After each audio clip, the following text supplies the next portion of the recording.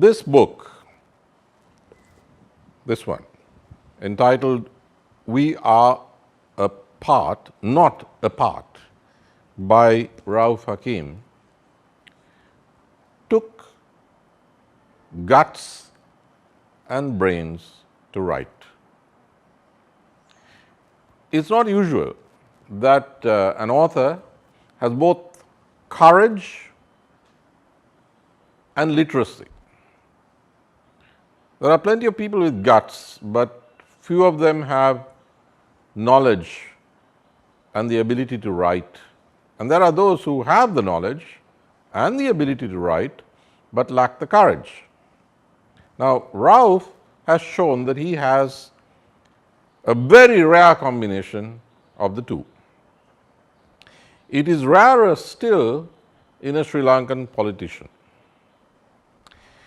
Why do I say that Rauff has shown courage and literacy, guts and brains? In the first place, he has chosen to take up a crucial issue, the most controversial issue of our society in Sri Lanka today, our society and our politics, I might say. That is the Muslim question. The Muslim question is to contemporary Sri Lanka what the Tamil question was to Sri Lanka from the 1950s through to, say, 2009. The Muslim question is the main axis of fissure. It is the main line of polarization in Sri Lankan society today. Politicians play up the issue sometimes for votes, sometimes because they themselves are prejudiced, but few confront it at length and do so intellectually. Rauff could have just continued to do his politics, and what a politician says today, he can always deny tomorrow or finesse it the day after. But if you write a book, that's that. I mean, it's there, and it can be used against you 50 years from now, and even after you're dead, it will be quoted. So it takes a lot of courage to write a book about a subject as controversial as the issue of the Muslims in Sri Lanka today. The courage that I'm speaking of is political, social, and intellectual. I noticed that even before the book was formally launched, it was savagely and unfairly criticized in a state newspaper. I myself wrote about the book, but what I said in my column in the Daily Financial Times is also what I have to say today. This is certainly the most intelligent book I have read, written by any Sri Lankan politician in recent times. In fact, I can't remember the last time I read a book by a Sri Lankan political personality that was so compelling and so intellectually gripping. Now, it's not just the courage. As I said earlier, this is a book of great literacy. Literacy in two senses. Firstly, it's superbly written. I mean, how many people, and certainly how many politicians in Sri Lanka today, can write a book in the English language which is so well written? I mean, frankly, I'm not a big fan of reviewing books because then I'd have many books to review. But when I opened this, I found it absolutely gripping, absolutely compelling, because of the literary style, because of the way in which Rauff has drawn the reader in from the first sentences of his introduction. So, it's a book that's exceedingly well written in the English language. But it is literate, I said, in two senses. One is the use of the language, which is rare enough.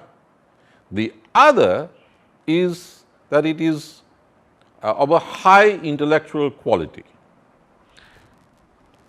I'm a political scientist and I've published books which have been categorized as political philosophy overseas. So, I tend to have sort of fairly high standards about these things.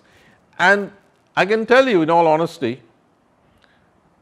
Rauff Hakeem is probably the only guy in Sri Lankan politics today who can not just mention Carl Schmitt, but actually quote a whole paragraph of Carl Schmitt and finds the need to do so. Now, I do know that he's a lawyer, but you really have to be a keen student of critical jurisprudence to pick Carl Schmitt to quote, because Schmitt is himself extremely controversial. And Carl Schmitt is not the only quote you have here. You have everything from everyone from Schmitt to Senator Fulbright and beyond. That's a wide range of reading, a wide range of references that Rauff brings to bear on his subject. Now, this is unusual, not only because most Sri Lankan politicians today do not read that widely. The last person I can think of was somebody with whom Rauff worked, and that's Dr. Neelan Tiruchelvam, who was killed by the Tigers. So, you have someone who's trying to understand the subject and explain himself in intellectual terms with references that are valid and would resonate with any reader anywhere in the world. Now, that's not something to be taken for granted, because most Sri Lankan politicians, indeed most Sri Lankan intellectuals or writers or commentators, they are self-referential. It's only for Sri Lankan readers, and if somebody outside reads it, it could sound like nonsense, because there is a kind of an island, a restrictive island mentality, an insularity, in which one doesn't feel the need to explain yourself in universal terms or universally recognizable terms. But Rauff deals with the question of the Sri Lankan Muslims using references to make his point intelligible, using conceptual material to try to clarify the complexities of the subject at issue. But this book is not a social science textbook, though it's quite scientific. In many places, it's also a heartbreaking read, because Rauff tracks the rise of Islamophobia. He takes us through the terrible demonization of Dr. Shafi. He takes us through the BBS activities, through Alutgama, Ampara, Digana, and the violence right up to Easter and the jihadi terrorist massacre of Easter Sunday. So he doesn't flinch from that. It's a narrative. It's not just a social scientific or politico-philosophical explanation. It's not just conceptual. It takes you by the throat, because you're dealing with an issue that involves deliberate feeding of prejudice. You're dealing with a story that is tragic. One of the reasons it's tragic is that this happened before with the Tamil people, and all of us suffered the consequences. And yet, it has been happening again with the Muslims. And Rauff takes us through all of that. He talks about, and he has annexures in this book which set out the full text of his televised debates in Sinhalese. Rauff, by the way, is a brilliant speaker in the Sinhala language as well as in English. And I remember this TV debate. I was in Moscow when I was watching it with mounting dismay. And the whole thing is here. The whole fake issue of whether the Muslims will overtake the Sinhalese as the majority community on the island. It's absurd, but it was expounded by serious young politicians. Rauff, of course, dismantled it, and I'm glad that he has included the entire transcript of that debate, because every student of Sri Lankan politics and contemporary Sri Lankan history must read this book. It operates at several levels. Every political leader should read this. Certainly the President of Sri Lanka must read this book if we are to avoid another July 83. And I mean that with great seriousness and great pain of mind. So this is absolutely a must read, and I must thank Rauff Hakeem for having had the sense of duty, of compulsion to have authored this book. And I also thank my friend Mr. Vijayatilleke for having had the good sense and the courage to have published it. Now, it is not that I do not have certain questions and even critical questions about the book, but they're not the primary observation I have. As I said, I'm very thankful, I'm delighted about this book, and I commend it to every reader, especially those who write political commentaries and analyses in the newspapers and talk about it on television. Every parliamentarian should read this book, and I urge that it be translated into Sinhalese and Tamil. Now, I have one caveat though. I'm not very familiar with some of the material, especially Rauff's interpretations about dress codes and Muslim laws, particularly as they pertain to women. But since I don't know much about it, I'm not going to venture an opinion. I would say though that I would encourage reviews of the book by educated Muslim women.